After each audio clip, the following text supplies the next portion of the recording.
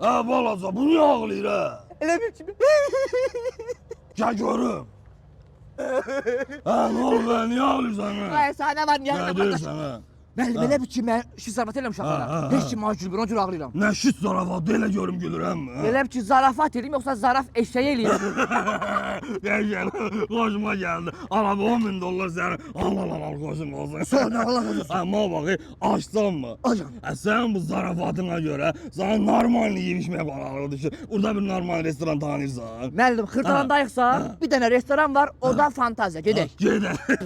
1 dollar, 3 dollar. Siz oliqarxsız budur ancaq peşə pul qazanmaq işiniz olub həmişə tanısınlar gərək mərd oğulları sağ. Afisiyat gel yorum ya bura. Buyurun müəllim, nə gətirmişsə, ürəyiz nə istəyir? Ama böyle qəşəng heç yanda olmayan özümüzə məxsus nə yeməyə verə bilərsən. Müəllim, bizim özümüzə məxsus ərişdə çeşidlərimiz var.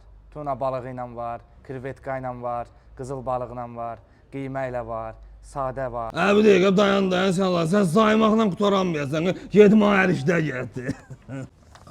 Nətərdir, de görüm. Müəllim çox qəşəngdir. Mən həyatımda hələ belə ərişdə yeməmişəm. Superin. Nə bilirsən? Vallahi. Ben görüm. Duş olsun, duş olsun. Oh. Vay bu nə ərişdədir? O vaxtı nənəm düzəldən ərişdədəndir. Balaca, get bu çayın aparatı gətir.